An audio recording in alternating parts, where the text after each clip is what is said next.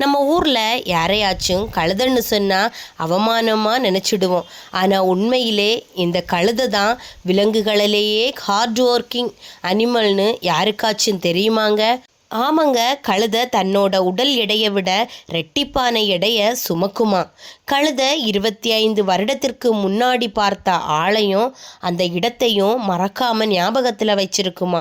அவ்வளவு நினைவாற்றல் அதிகமாக இருக்குதான் கழுதைக்கு.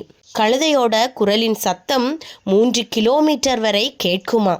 பல நாடுகளில் கழுதையை கார்டு அனிமலாக பயன்படுத்துகிறாங்களாம். ஏன்னா அது ஆபத்து வந்தாலே அலாரம் போல் சத்தம் போடுமா. பாலைவனத்திலையும் இது அதிகமாதனால யூஸ் பண்ணுறாங்களாம். பாலைவனத்தில் வாரத்தில் ஒரு முறை மட்டுமே தண்ணீர் குடித்தாலும் உயிர் வாழக்கூடிய ஒரு விலங்குன்னா அது கழுதை தான். கழுதை அதிக பிடிவாதமான விலங்கு தான். ஆனால் பயமோ ஆபத்தோ வந்தால் தான் அது ஒரு அடியும் நகராமல் அதிலேயே நிற்குமா. அதனால் கழுதைக்கு சேஃப்டி சென்ஸு அதிகம்னு சொல்கிறாங்க.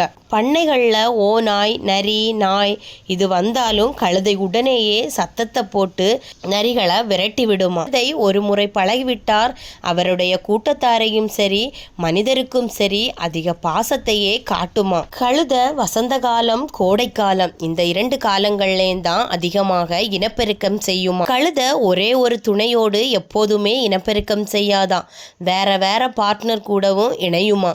இதனுடைய கர்ப்ப காலம் 11 இருந்து 14 மாதங்கள் வரை இருக்குமா.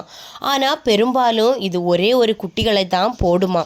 30 இருந்து 60 நிமிஷத்துக்குள்ளேயே அந்த குட்டிகள் பிறந்தவுடன் எழுந்தே நிற்குமா. குட்டி பிறந்ததும் அம்மாவுடைய தாய்ப்பாலிலிருந்து தான் நியூட்ரிஷனை பெற்று இம்யூன் பெறுமா. ஆண் கழுதை பெண் குதிரையோடு இணைந்தா மியூல்னு சொல்கிற ஒரு பிள்ளை பிறக்குமா.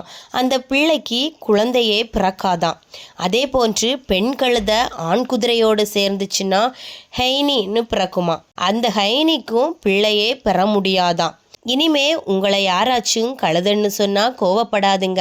எக்ஸாம் ஃபெயில்னாலும் கழுதைன்னு கேலி பண்ணுறவங்கள பார்த்து திட்டாதீங்க. ஏன்னா அந்த கழுதை தான் MBA லெவல் மெமரி பவர் இருக்கான், ஆர்மி லெவலுக்கு ஸ்டமினா இருக்கான். இதை யாராச்சும் நம்புவீங்களா? கண்டிப்பாக நம்பித்தாங்க ஆகணும்.